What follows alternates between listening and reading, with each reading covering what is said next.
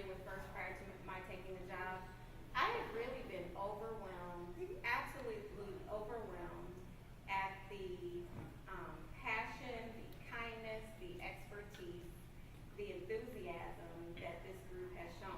It's interesting, over the years, and I've done equity, diversity, and inclusion work for probably over 20 years. I know I don't look like I'm old enough to have been doing that for over 20 years, but I have. Usually it's that an organization has a problem. There have been bias-motivated discrimination based on folks' identity. There is an issue, a problem to be solved. And what I found at first is that it's really not that. People's best intentions are there. People have a sense of what the right thing is to do, but often it's the case that they don't know what the tools are to actually get it done. One of the strategic objectives of First Diversity and Inclusion from headquarters, aside from all of the amazing things that Andy and Chris will say when they finally get here, if they do, what we want to do is make sure that we have a goal of increasing diversity. What does that mean? It means that we want our communities where First has a presence to reflect and mirror the demographics of the community in which they serve. Which means that goal is on you, right? So it's up to you to know what the diversity of your community is.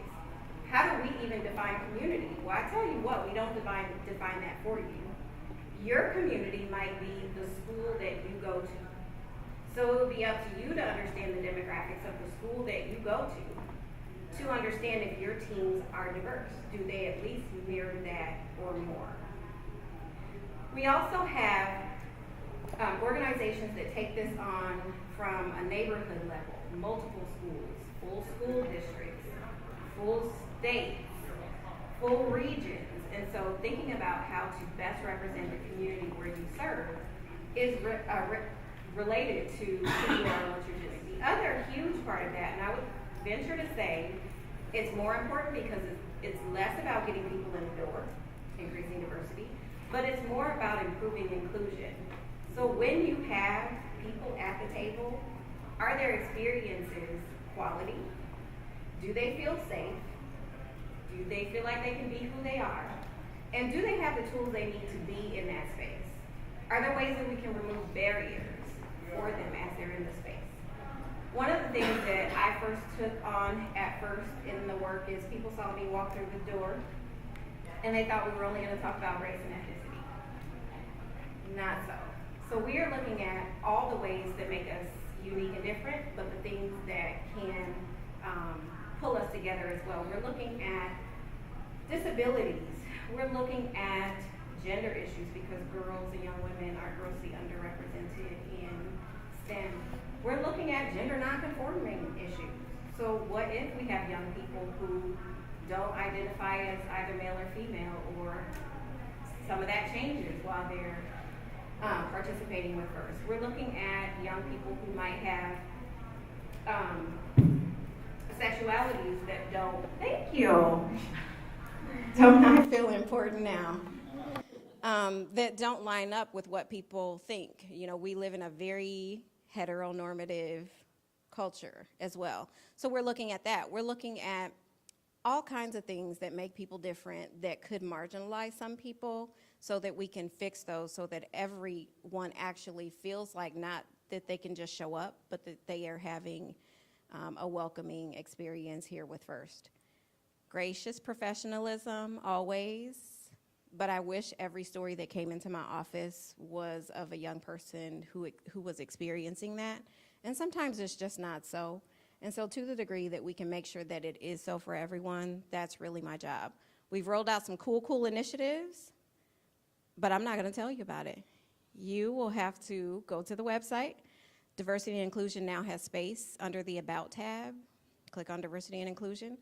If you find anything that's interesting there, email me and let me know that it's cool. I get enough of those other emails. All right, thank you. And Andy's here. Thank you. So do you have ability to, I have a presentation. I don't know, you have to here. talk to him about that. I have a presentation on this. How do I get it loaded? Hello. Sorry. I don't have an excuse. Yeah. Okay, so Chris Foltz is supposed to join me with this meeting, but he didn't make it to Houston, so I'm going to fly this alone. And as he's getting this loaded up, there's a couple of presentations on there. You'll see it. Yeah, he is. Mentoring for Diversity in First. So my point, what I want to do and talk about this is a white guy talking about diversity on a team. I realize I'm a privileged white guy, but I want to talk about making your team welcome to people who aren't necessarily like you. So I tell you, a few years ago, a few of us within the Woody Flowers Award community, we were talking about how are we supposed to be people talking about diversity? It's like, and Chris actually did a lot of study on this, and they said there are some studies that show within companies and within the cultures, it's if the women or the African American women or people and minorities who talk about this, yeah, we hear that, and they do wonderful things, but for us guys to talk to the boys, or like us guys to give you our opinion about these things, it's a different, impactful thing. It's not necessarily better. It's just our opinions about what we think needs to change. Also, it was last year during the first robotics season, I had one employee that went down and she served as a inspector. Yeah, good, thank you. She was serving as an inspector at a regional, and it was her second time as an inspector. She shows up and she said, I'm here to inspect. And the inspectors there said, oh, great, we'll have you be the inspection manager. So you'll do all the bookkeeping for us inspectors. I was like, that's bull. And she didn't know people there, so she didn't put a fight up. But it's like, you can't just assume that the woman's going to be the person in the meeting taking the notes. Or you can't assume that they're going to be the ones that are going to be the inspection manager while the guys are doing the inspection. That's bull. So I'm here to be an ally and stand up for us guys, and also tell the guys and the boys, let's treat folks equally, and tell the girls that hey, we got your back. And if people are giving you a hard time, and we're here to be your ally and stand up. And I also want to talk about in this presentation, I know less about this, but I want to talk about ethnic diversity and how to deal with that on a team from a white guy's perspective, and also LGBT community diversity, and talk about that and how, I actually gave away my diversity pin today, so I am wearing one in my heart, but I gave it away because somebody else wanted it. So we'll just go, and we'll see how we go here. If you have any questions on any of these things, please ask. I am not an expert. I'm a dad, I'm a husband, I'm a mentor. I'm not an expert in this subject, but I want to talk about these things. So if you notice, last summer, First came out with these strategic pillars, and one of them is to increase diversity. So this is something I love about the First community is it is an inclusive, diverse community, and I think that's a wonderful thing. You can be a jock, you can be a geek, you can be a fluent person, you could be a poor person, you could be all kinds of people, and you could be welcome in this community. And I get that, and I want to encourage that. I got these numbers from First, and I presented this actually to the Supplier Summit at First a year ago in July. We're not doing that poorly if you compare where we are with our numbers in First compared to the engineering workforce and the computer technology workforce. Now this is old data, granted, but I suspect that this hasn't changed much in 5 or 6 years. But let's look at some of this. One of the things I was surprised about was our percentages here aren't really different than what we are here. I thought that FLL was going to be a lot higher female involvement than FTC and FRC, but it's only a little bit. So that's not terrible. I'd rather it be higher, right? I'd rather this be 50%, because I want, as an engineer, as a company owner, and as a mentor, I want the most diverse opinions I can get. I want us to have the most diverse, most brilliant minds we can get to help our team out, help our company out. And sometimes if they're all, like from my perspective, if they're all white guys from Purdue, which is right next to where I work, I'm not getting very much diversity.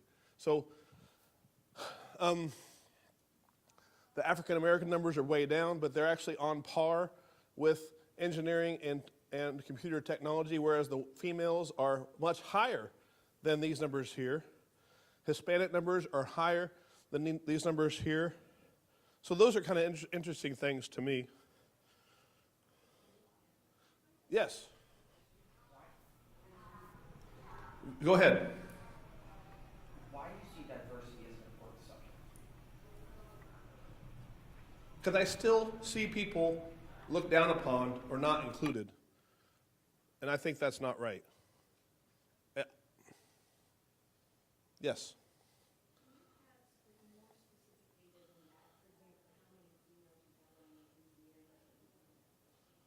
No, but that would be a great study. It'd be a great survey. That 30% women I would expect doesn't even represent the roles that are Because if I'm going to stereotype here, I'm going to say, oh, you're a girl on a first team. How's that marketing team doing? Or how's that business team doing? And I hope to get to some of that here in a little bit, but I don't have that data. That'd be a great job for an off-season study on somebody. Yes, please. Just very briefly, two things. The data on the previous slide is based only on U.S. students who are registered. And we know that not all students in the U.S. are even registered, so it's already kind of a limited sample. The other thing that I would say is that we have some of the data that you are talking about, but I don't think that we've analyzed it or utilized it, but we're working on that because it's important. But I guarantee that some of the training that we're putting out is absolutely focused on recruitment, roles, and retention, because that's where the work is. And the new Brandeis study that came out last year, I saw a presentation on that. They addressed that in here, and they're talking about, gosh, I wish I knew more details about that, but they talk about how women are, young women on teams, girls, are promoted through the system, and they correct me if I'm wrong here, but a girl retains her desire to stay in a STEM field if she's on a first team, a much higher percentage compared to a similar girl who just happens not to be on a first team. So that's one of the Brandeis studies that shows that data. There's a couple different ones, so look at the Brandeis studies, one that was recent. So these are just pie charts of the data that we just saw in the previous slide. I'm going to slip through this. We can get some more interesting things. And Chris Foltz he's a Rolls-Royce upper manager. He'd be sitting here with me if he was here today, but he's doing fine. He just couldn't make it to this event. So as you see, people who come into the workforce, men in the blue, women in the yellow, these are numbers in 2016. So when they come into the workforce, it's fairly equal. At least this is gender representation in the corporate pipeline. But as they get promoted into the CEO levels, obviously this shows that there's a lot more men in those positions. There's a lot of reasons why that is. Those are older people, and I think that's one of the reasons, but it also is that women aren't being promoted into those positions as well as men are. So to answer that question you had over there, I think it's the right thing to do. It makes for a better and a stronger team. More diversity we have, regardless of gender, all kinds of diversity, it gives you better and stronger opinions and backgrounds and ideas for like brainstorming and things that make you a better team. It gives you more input, better decisions, better performance, and it's a win-win. It's growth and opportunity for all, and it creates learning behaviors for a modern workforce. So the things we're encouraging on these teams, we're preparing the future men and women to be good partners in the workforce as they work through issues on teams.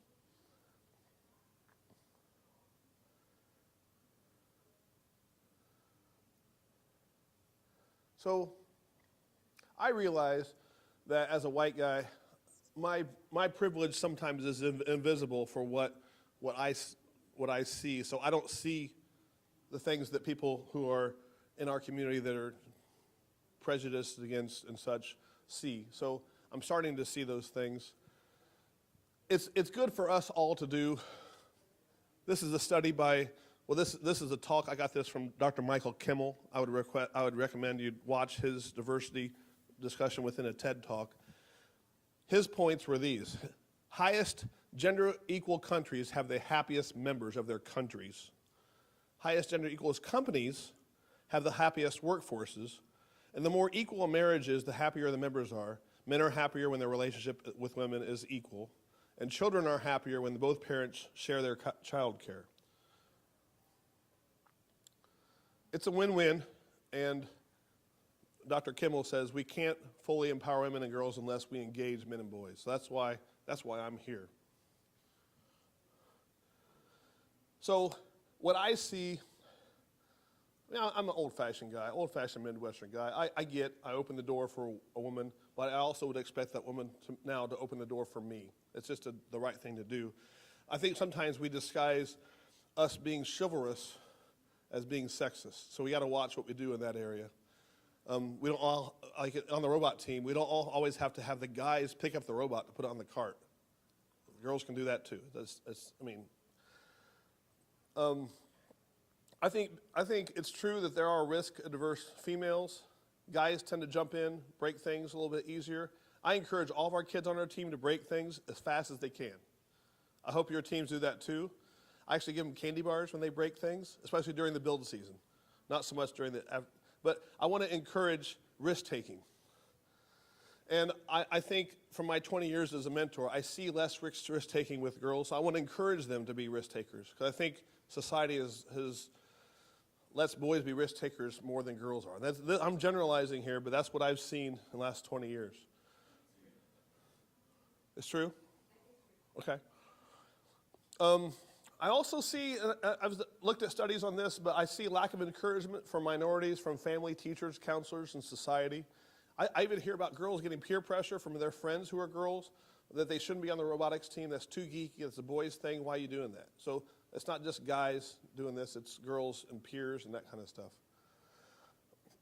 We can have a whole presentation on this. I'm not an expert on imposter syndrome, but I've heard that girls on first teams have a feeling of not belonging because they're not smart enough, or they're not good enough with equipment, or they're not good enough as a programmer. And I think this imposter syndrome is a syndrome when someone doesn't have the confidence to believe that they belong in a situation. We've had presidents of the United States that they get behind the Oval Office doors, they close the door, and they don't believe that they belong there. So that's just something you can look up, study that more if you want to. So what I see is this is the first story I had was actually it was two, it was an intern and a woman. They're both women, and they show up and they told them to be robot managers, not inspectors. When I was in San Diego a few years ago, our robotics team, drive team, and pit crew got to go see a very famous and very altruistic and very good man who happened to say the wrong thing. So sometimes us guys are stupid, right? We say the wrong things. So he said to this girl who weighs about 100 pounds and really small, but she ran our pit like a boss. So he says to her, what's your role on the team? She goes, I'm the pit boss. It's like, really, what's your role on the team? I'm the pit boss. I'm in charge of the pit. And it was, well, I am. I mean, he's a good guy. And every time he saw her from then on, he said, hey, pit boss, how you doing? Pit boss. But sometimes us guys mess up. And we think old-fashionedly. Again, let me blank that for you. Oh, you obviously can't handle that machining job on the lathe. Let me do that for you. I've had veteran girls be told to step aside by some new guys because they're told they can't do this thing. They assume something, and that's not true. So we have to watch for that. Us guys, we have to watch for that, or any mentor, we have to watch for that. And this, I'll tell you, this is a true story, and this is high-level Woody Flowers Award, championship level mentors sitting in a room. There's 20 of us there. And there's two women before your wife was a winner, two women in the room, and we expect them to take notes. I said, what the what's the deal with that? Why can't us guys take notes? And so Woody says, yeah, okay, Andy, take notes. Like, okay, I'll take notes. So we shouldn't assume that they're the secretary. And there's all kinds of other, I'm sure you guys know of other examples.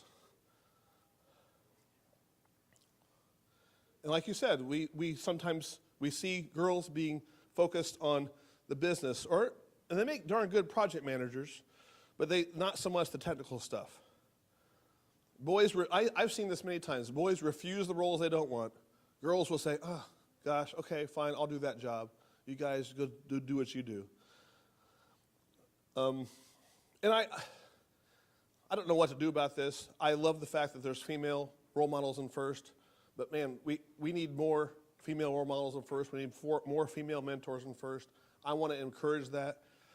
I don't personally I put out job applications on the Andy Mark website because I run Andy Mark. I don't get enough women applying for those jobs. I look for them.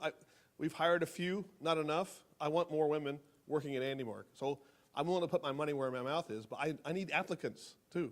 We're hiring interns this summer. We have, I think, three female alumni interns working at Andy Mark this summer. So I'm willing to do this, but we need more female mentors and role models in First. It's not easy to fix. A lot of teams have a diversity plan. This is new to me. I didn't know about this, but some teams have a diversity plan. Some teams have a business plan or a risk, like a marketing plan. But some teams have a diversity plan as part of their plan of action.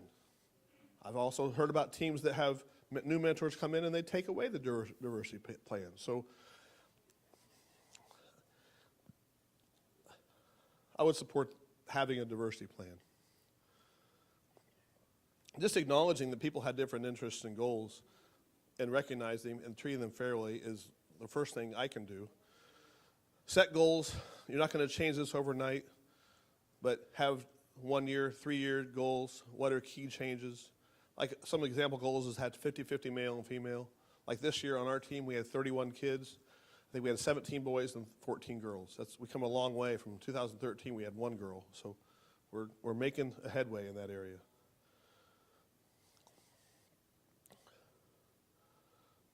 This is Chris's slide. It shows some of their goals and tracking of different people, a different diversity, or different ethnicities, and even reduced lunch assistance and those kind of things. So you can set those goals. Chris usually talks here, but he said during your recruiting meetings, be very apparent about which kids are doing which roles. He said he looked at one of their recruiting meetings like with middle school kids, and the boys were driving a robot and the girls were handing out buttons. Now, I'm generalizing there, but he said he looked at that and that just happens. But he can easily say, no, you two switch. You girls, you drive the robot. You guys hand out the buttons. So be aware of the old-fashioned stereotypes that we have. That's all I'm saying there. What do we look like as mentors?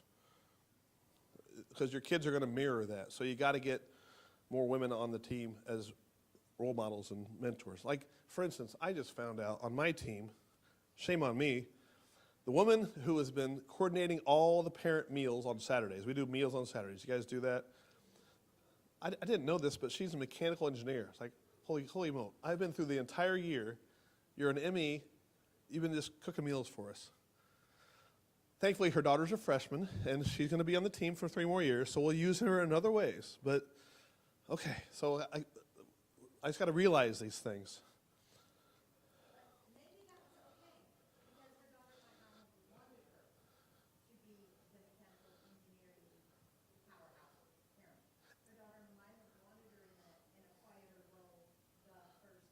You're right. And you got to pay attention to those first year moms and dads. They kind of put their hands in the pockets, and if they jump in too much, they get kind of overwhelmed, and then that's a good advice. Yeah. So I'm talking a lot about women, girls on teams. I learned something new the other day, and I have a story. So at the Indiana State District Championships, they had an LGBT meeting, and there were like 5 kids showed up. And so I went, and I had my pin on. I'm in there, and they's like, "Holy crap, why is Andy in here?" I was like, I'm here to be a better mentor. I want to support you guys, gals, in whatever way I can. So I'm going to be an ally. So that's all I can be. I can be an ally.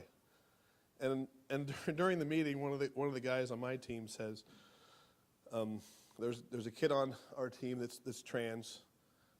We all call her by her given name at birth. And I said, I see she's wearing this tag that says he. She wants to be called by he. I don't know what to do. Seriously, I asked, this is a week ago, I don't know what to do. And these kids in this meeting said, well, just ask him what you want him to be called. So I did, and now I call him Frank. So we had an end of the season meeting, 30 people in the room. I'm running the meeting, and I called him Frank. And the kids knew what I was doing, because the kids know everything. But the other mentors like, what are you doing?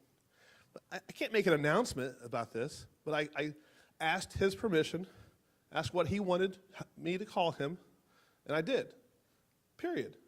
I'm not judging him. I guess I'm just respecting him. That's all I can do. And I'm not, like I said, I'm not an expert in this area. I listen, and I try to improve, try to be a better mentor in that area. So for you mentors, us old guys, I mean, we're learning too, right?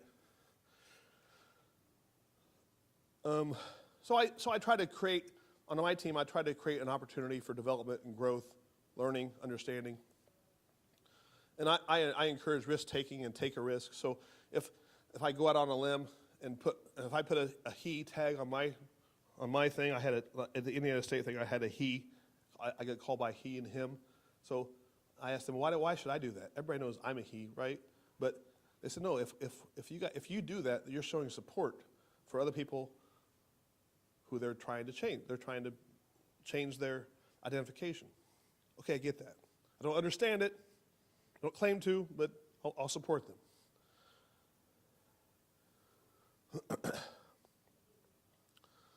So, as a mentor, regardless, I sometimes take shortcuts, and I just do the stuff for the kid. So I need to be a better mentor, and I say, I shouldn't say, I shouldn't do it for them, but especially if I have this stereotype in my mind that a girl can't do CAD or a girl can't do software or something technical.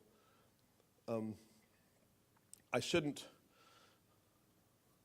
take the effort to make sure I give them a chance to do it.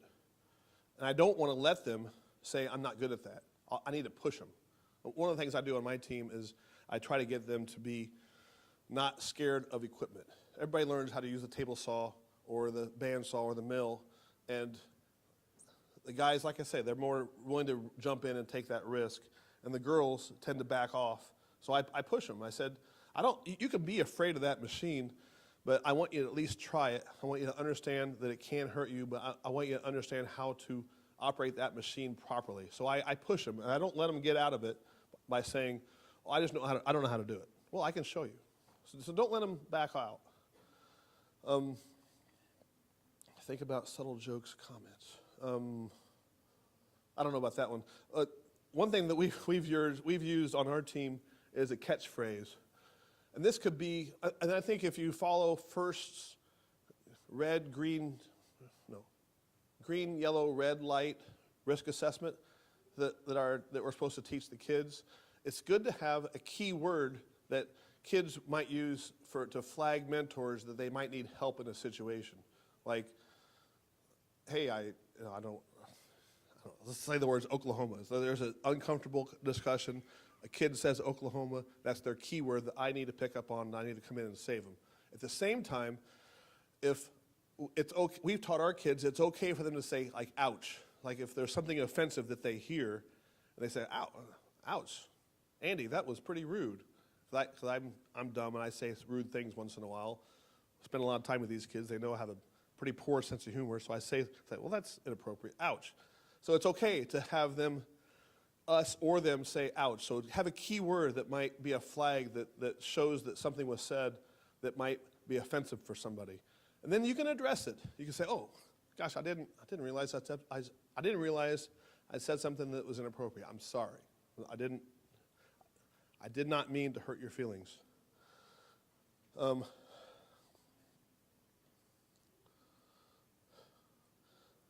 As any good mentor would be, model your behavior of what you want your team to see you. They're going to mimic what you're saying. Okay.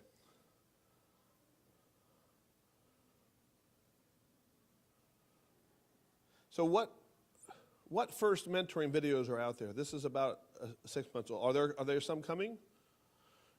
Do you know? Yes. So there are training modules that have videos embedded in them, and those training modules are available through the First Inspires website under the Diversity and Inclusion tab. Module 1 is out there. It's called Hidden Messages. It's about 35 minutes long. Like I said, it has video embedded within it, but it's a full learning module. It has activities for you to think about the diversity in your community and to develop strategies to change some of the dominant narratives that we've been talking about. Modules 2 and 3 will be available in May, so that's the one thing. We do also have some videos that are available too, especially on gender equity, and the campaign is called, I'll announce it in a second, because I didn't know it was going to be asked.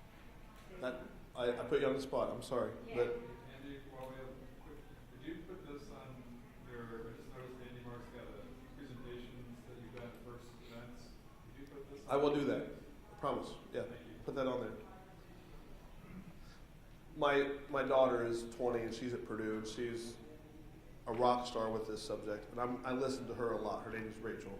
And she told me to watch this Francesca Ramsey video blog. It really told me a lot about privilege and about the blinders that I have on. So sometimes I'm like a horse, and a racehorse has those blinders on. You don't see what's happening. And if you're not paying attention to this stuff over here, you're not gonna see it till you turn your head and watch. So check out Francesca Ramsey's video. I'm not going to link to it now, but write that down and check it out. Or look at our website in about a week, maybe 2 weeks. Next week I'm kind of busy too, and we'll have it up there.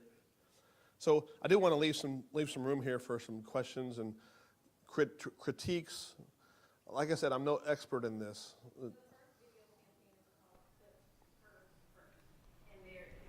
Nice. Series of 3 videos that Okay. are pretty amazing. Put her first. Thank you. And again, sorry I was late. No excuse. Questions? I just want to make a comment. Just based on the title of the conference, I don't know if it has room to mention that, but what happened also with those kids that have special needs, like for example, autism or high functioning autism kids. I have a really great experience with one of my students. He started like knowing nothing about FIRST, when we realized that we use computers for programming, he was getting crazy about that. So the first year he learned everything about the programming part, and then next year he became the software captain. So there's also in the term of diversity and inclusion, I think also we should mention those kids that have those special needs to be also included in this type of technology things, because there's a lot of these high functioning kids that are under the umbrella of the spectrum. Yep. That also really enjoyed this. I think first, I should put that in there. We should talk about it. So there's a lot of kids on teams who are on the spectrum. I know a lot of kids on teams, and this is a good home for them. They might not have fit in with a sports team, and this is a good home for them because they're smart kids and they want to make neat things and be on a team. So I agree that that's a wonderful input. Yes? Can I ask you a question? Sure. But so on our team we have we have women's diversity as just first, but one of the biggest things we've been thinking about most recently is like how do you craft people equivalently from like specifically girls and boys, like because the amount of people we have in the team stay is one thing, but getting people to actually want to come for stuff they want to. I think it's my answer. And what he's asking is, how do you get more girls on the team? Or to want to join. To want to join the team. So I want to, I'm going to give a quick answer, and I want more people to give answers because I don't have all the answers. But two things I can say is really encourage a girl on your team who's already there to bring a friend, bring two friends, and when they show up, don't have a boring meeting and bore everybody to death. Really roll out the red carpet and do a good job of recruiting them. Make a conscious effort to recruit them. Second thing is when they show up, treat them equally. Treat them equally. Make sure you got their back. Don't let the guys shove them around, jump in to do things before them. So give them the respect they deserve. Treat them like they're your sister. Well, not your sister. I don't know. I've got a sister too. But so treat them with respect and treat them equally the best you can. And they're going to talk. They're going to say, wow, this is a cool club. I feel welcome here. I feel like I'm part of this team. I'm not treated poorly, and I want to do this stuff. So it'll grow. It's not overnight, but it'll get better. But more people will have better answers. Yes. I'm a Girl Scout and have a Girl Scout robotics team, and we've discovered, and Girl Scouts has done a whole bunch of research on girls, and we specifically target the 4th through 8th grade girl because we figured out it takes at least a minimum of 3 robot demonstrations that one girl sees us, maybe as a 4th grader, and we make eye-to-eye contact and we sit down and we squat down and talk to her and flip the robot over and show her the robot like she's a human. And then she comes back again and she'll see us 2 years later. She's a little bit older and we do the same thing, and so she's treated again with respect. And then by now she's an 8th grader and she's thinking, I want to do this. And then she's ready. But you got to start with the 4th grade girl and keep talking to them and flip the robot over, let them drive it, show them all the parts, explain how the robot is just like the human body.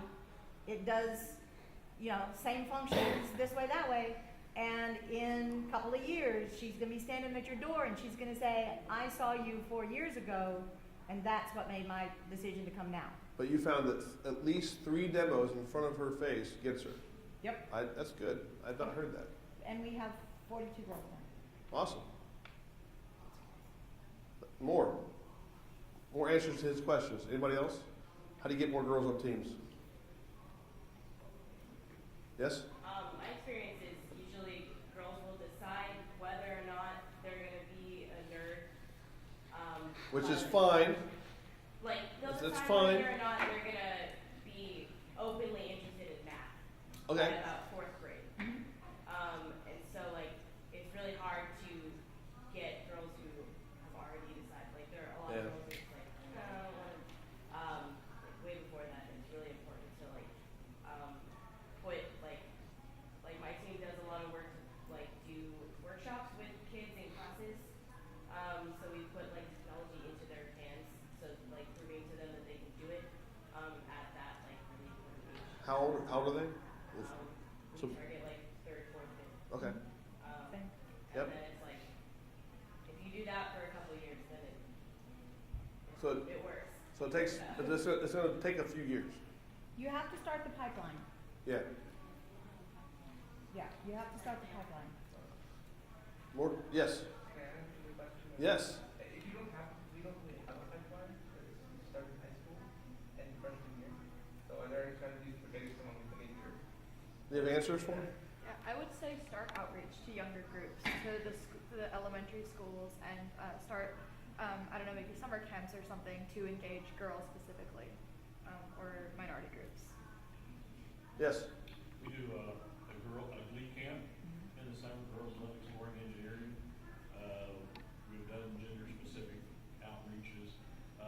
One to kind of separate them at first, but it empowers the girls, get them feeling comfortable, feeling successful.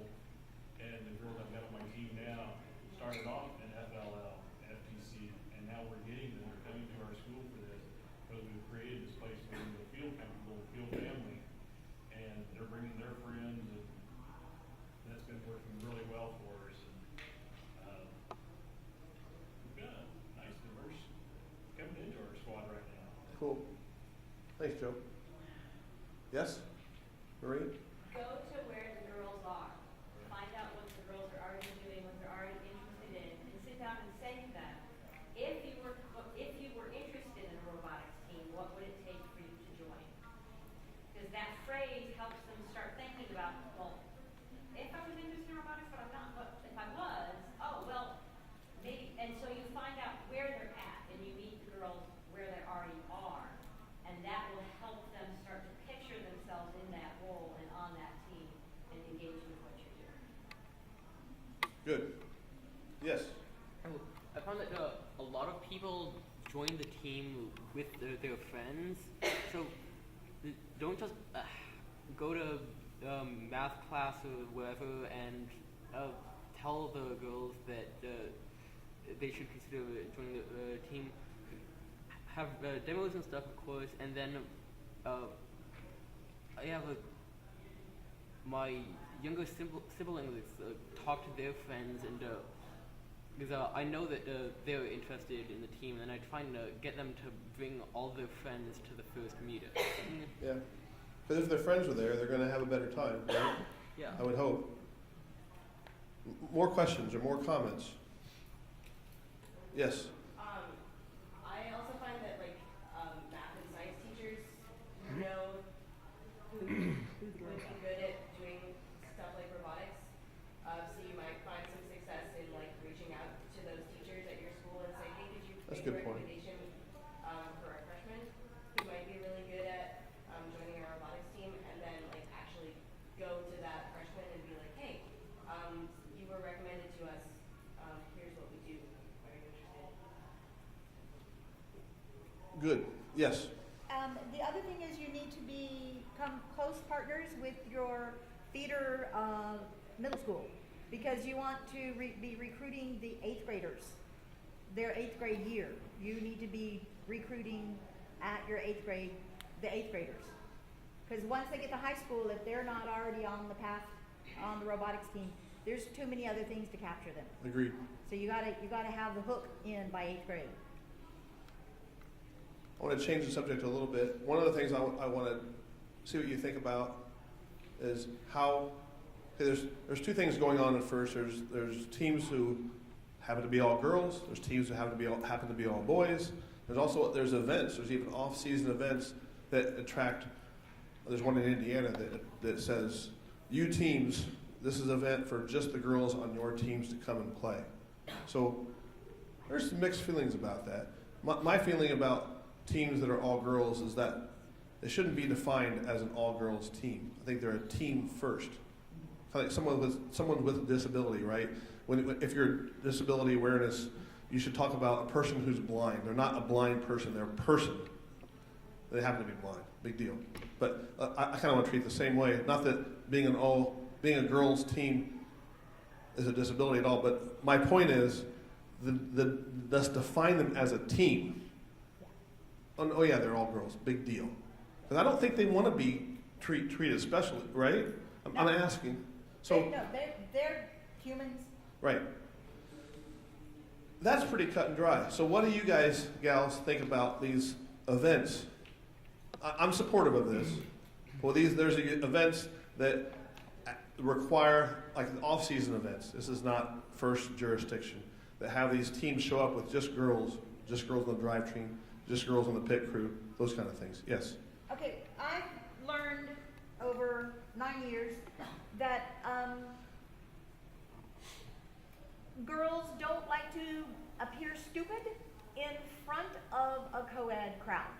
Okay. So if they're gonna make a fool of themselves, they want to do it in a safe place. So an all-girl event is a safe place because they can laugh and joke about it amongst themselves without the pressure of a co-ed situation where they're appearing stupid in front of peers that they don't want to be appearing stupid in front of. So I would perceive an all-girl event as a safe place for girls to explore and figure out what it is that they really want to do. I gave this presentation, a similar presentation at the Supplier Summit last summer. This subject came up, and there were a lot of different opinions. So I expect to see that now. It's okay to not agree on this stuff, because we're in an area where I realize it's sensitive. So over here first. I think that in particular minority events that cater specifically to minorities and allow minorities, particularly in STEM and other fields where they're underrepresented, a place to interact with other people like them, tend to have a very positive effect on the community and the minority and the community of the organization that they're a part of as a whole. So I think that events like that are a good thing, and I'm honestly kind of frustrated with people who say, oh, but we should be including the boys too, because they're not a marginalized community, and so they already have their spotlight in the mainstream of the community versus the minorities. We deserve our time and space. Good. Okay. Thank you. Yes. So we have a saying on our team, it's fail faster. It's basically that you have to fail sooner rather than later so that you make mistakes and you learn from them and you're able to perform well when it matters. And I feel like especially girls on a co-ed team like she was talking about before are afraid to make those mistakes because they don't want to perpetuate these stereotypes and they don't want to appear stupid in front of a co-ed crowd and make themselves feel and look foolish. So I think these all-girl events are extremely good for girls to be able to have that space, Okay. to fail faster and make themselves better. Over here and then there, and we might have to close. So right here. So this is a good question, but it seems like we're now in a scenario where girls don't feel safe, as you said, in a co-ed room. So while yes, having a room that girls are just into, sharing, they can work on what they want to work on while feeling safe. Shouldn't we also be looking for solutions to the problem that they don't feel safe in a co-ed room? Well, I was hoping I addressed some of those in my earlier presentation, though. I mean, I talked about respect, talked about watching for those stereotypes, being allies to those girls or other minorities who are not welcomed. So we need to do a better job in those areas too as a foundation. So I'm with you, but I think you're right on. We got to fix the problem. Yes, and then it sounds like we need to end here shortly. So. I was just going to speak that a lot of what we're saying sounds a lot like the stereotype threat issue with women in STEM in general, and also I'm going to speak to what you just said about fixing the problem. The issue is while we're trying to address that, the culture change will take a long time. Yeah. And so in the meantime, places like that, safe havens, etc., can't be dismissed as ignoring the root cause, if you understand what I'm saying. Good. One more. Okay, typically, once the girl gets the confidence on an all-girl team or in a safe place to figure out whatever it is that's her hang-up is, once she's got the confidence, then it doesn't matter what team she's on. Right. It's getting that confidence. And so figuring it out in the safe place is what gives her the confidence, and then they can take over and go and do anywhere, co-ed, anything. It's just getting that confidence level, that one little step. I just want to quickly call out, or call your name, that we can't reinforce some of these stereotypes about girls that aren't true in the first place. And that if a girl is feeling internally stereotype threat or lack of self-efficacy, that's her deal, and she will work through that, and she needs space to work through that. But, let her get in the door before you decide that that's her problem.